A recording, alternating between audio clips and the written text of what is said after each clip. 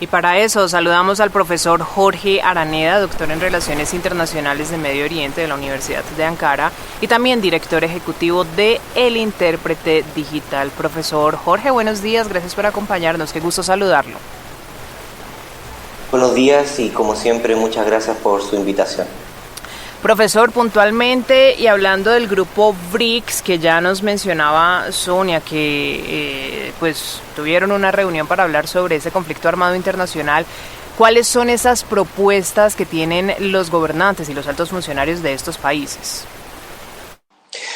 En primer lugar, es importante resaltar dos situaciones. La primera es que BRICS como organismo internacional o como agrupación internacional siempre tuvo una mirada en términos de una organización económica, de afianzar y producir un espacio de discusión económica, pero que ha ido evolucionando y actualmente, aunque no lo sacó inmediatamente al finalizar la reunión virtual que tuvieron hace un par de semanas, sí, un par de días después generaron un documento conjunto en torno a una evolución hacia un foro mucho más político, en donde lógicamente hubieron variadas propuestas, no de una forma conjunta, que se vio reflejado no solamente en los discursos de los diferentes presidentes y mandatarios en la reunión virtual y en las personas, lógicamente, que fueron, en los países que fueron, los estados que fueron invitados, sino también la declaración conjunta en términos de generar un documento más mediador, equilibrado, en donde particularmente lo que se llama es el fin a la violencia, que las diferentes partes se vuelvan a conversar, que la única forma de solucionar el conflicto es generar de forma seria y estable dos estados, un estado palestino, autónomo, independiente,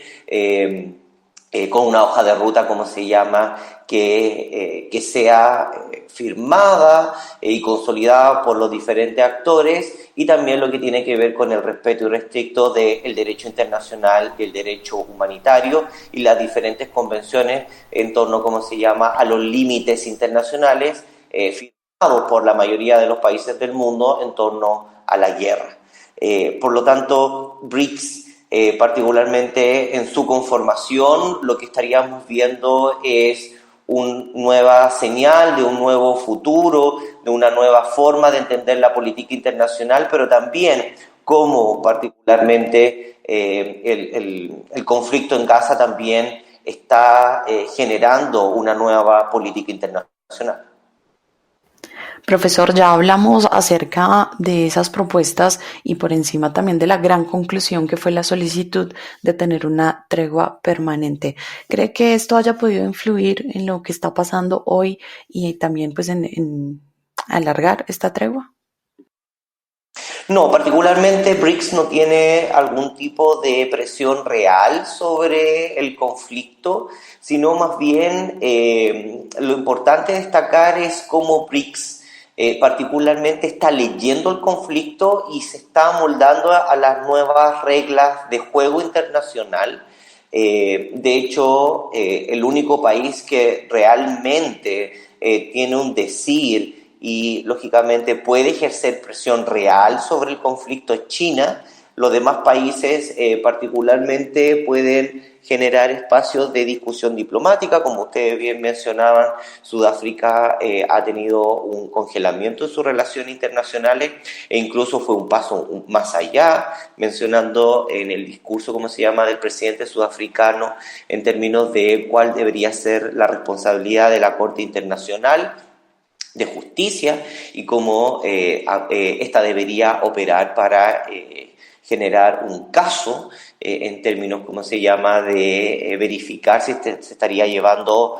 o se calificaría, lógicamente, la intervención desproporcionada del Estado de Israel en torno a un genocidio, sobre todo lo que tiene que ver con el desplazamiento y el ataque a infraestructura civil. Pero por otro lado, China y Rusia ha presentado un discurso mucho más moderado, y lo que particularmente llama la atención es que tanto China y Rusia lo que han llevado dentro de BRICS, pero también con la reunión de los estados, como se llama, de la Liga Árabe y de la Liga Islámica, que fueron lógicamente a China, presentan, como se llama, y lo han dicho con ahínco, que estamos frente a una nueva realidad del derecho internacional y de las normas internacionales, en donde los valores occidentales y los valores particularmente del derecho internacional se estarían viendo o se estarían visualizando de que ya no son universales y que se aplican solamente en algunos espectros y otros no. Y lógicamente siempre sacan a la palestra y en términos discursivos en torno a cómo reacciona la comunidad internacional y cómo reaccionó particularmente Estados Unidos frente al actuar de Rusia frente a Ucrania en su invasión, y lógicamente comparándolo ahora con el actuar de Israel frente a la Franja de Gaza y en torno a cómo ha actuado la comunidad internacional. Profesor, quisiera que esta también fuera la oportunidad para hablar de otras posturas, como por ejemplo India, de la que poco conocemos, por ejemplo, en algunos medios de comunicación, y por supuesto también de los países que llegarán a integrar BRICS, que está Irán y Argentina, por ejemplo. Sí, particularmente los dos, ¿cómo se llama? Las otras dos grandes declaraciones vinieron particularmente, inmediatamente voy a la India, a Brasil. Brasil, lógicamente, como ustedes lo recordarán, tuvo un impasse bastante serio con el Estado de Israel en una de sus últimas ataques, particularmente hacia la Franja de Gaza, en donde Israel terminó llamando a Brasil un enano diplomático, lo que generó lógicamente un malestar profundo, no solamente en Brasil, lo que llevó incluso, como se llama, a que se retirara el embajador en Jerusalén, en Tel Aviv en ese momento, y retornara a Brasilia, sino también, como se llama, fue una reacción particularmente fuerte de toda Latinoamérica por ese episodio. Hoy en día Brasil, con el presidente Lula da Silva, lo ha llamado una catástrofe humanitaria y un quebrantamiento del derecho internacional humanitario, pero no ha lógicamente avanzado más allá de, como otros lo han calificado, como un genocidio. Por lo tanto, tenemos una postura bastante singular, pero mucho más macerada en este momento. En el caso de la India lógicamente no asistió y no ha asistido particularmente a los diferentes foros internacionales a tratar el tema por una razón bastante simple. India lógicamente no quiere intervenir particularmente en el conflicto, no solamente porque tiene lazos históricos con el Estado de Israel y es uno de los países que más lazos militares en términos de compra de armas tiene, sino particularmente porque Modi, el presidente, como se llama, de India, ha tenido una postura mucho más cercana a lo que tiene que ver con la postura norteamericana de un apoyo restricto a el derecho de autodefensa del Estado de Israel, y por lo tanto se ha restado de las críticas a este periodo. Sobre lo que se discutió, sobre los posibles nuevos miembros para el próximo año, que tiene que ver con Egipto, Etiopía, Argentina, Arabia Saudita, los Emiratos Árabes Unidos e Irán, todos ellos que participaron en la cumbre de forma virtual en este caso. Tenemos lógicamente diferentes posturas. Irán, extrañamente mucho más cercana a Arabia Saudita, llama un embargo económico y militar, un embargo militar, e Irán a un embargo económico y militar. Argentina en una postura mucho más cercana a la India, tratando lógicamente de restringirse a lo que tiene que ver con un llamamiento al respeto al derecho internacional, del derecho humanitario, y también haciéndole una crítica doble, no solamente hacia el Estado de Israel, sino también a la incapacidad del Estado de Palestina y por sobre todo al grupo Hamas, que lo ha acusado lógicamente en reiteradas ocasiones, no solamente de ser un grupo terrorista, sino también de desencadenar lo que actualmente, como se llama, se produce en la Franja de Gaza. Y Emiratos Árabes Unidos, lógicamente, al igual que Egipto y Etiopía, lógicamente han tenido una postura mucho más diplomática sobre el conflicto. Por lo tanto, el próximo año estaríamos con un BRICS particularmente bastante holístico en términos de posiciones sobre este conflicto, pero sí me gustaría recalcar 3 puntos, que es importante porque no solamente lo estaríamos visualizando en el BRICS, sino lo estaríamos visualizando en otros tipos de foros económicos que ahora están evolucionando a foros más políticos, que tiene que ver con la realización de una consolidación de un mundo cada vez multipolar, en donde los conflictos actuales, este y otros futuros,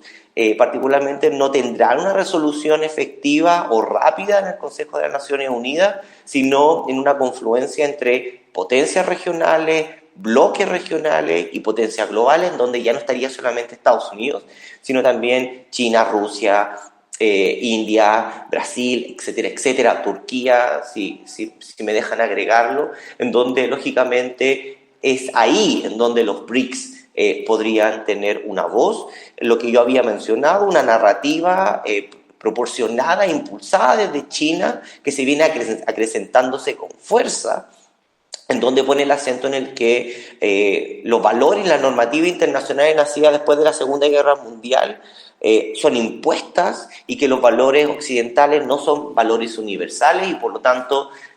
como el derecho internacional se estaría aplicando solamente en defensa de ciertos valores occidentales que se pueden aplicar en algunos casos pero otros no. Y por otro lado lo que tiene que ver y quizás algo que nos llama mucho más la atención desde el punto de vista latinoamericano, que tiene que ver con la pérdida del estatuto o del ideal norteamericano en términos del apoyo ciudadano. Si uno ve lógicamente lo que tiene que ver con las encuestas que se han producido como el Arab Barometer, que mide lógicamente la percepción de los ciudadanos de pie en el mundo árabe, pero también particularmente otros tipos de encuestas en Asia y en África, Estados Unidos lógicamente pierde el apoyo ciudadano en términos de un baluarte de la protección a la democracia y aparecen otros tipos de estados que lógicamente tienen una valoración mucho más positiva, mucho más neutral y entre ellos lógicamente aparece China con fuerza. Es eso en donde particularmente quizá hay que ponerle más el ojo o analizar con mayor profundidad el BRICS en términos de su evolución, ya no económica, sino más política, pero cómo el BRICS está leyendo el escenario internacional y actuando en este espacio. Es la opinión del profesor Jorge Araneda, doctor en Relaciones Internacionales de Medio Oriente de la Universidad de Ankara y director ejecutivo de El Intérprete Digital, sobre el pronunciamiento del grupo BRICS frente a este conflicto armado internacional que se está produciendo entre Israel y Hamas. Profesor, muchas gracias por habernos acompañado en Radio UNAL. Como siempre, un placer y los felicito siempre por su interés en los aconteceres de Medio Oriente.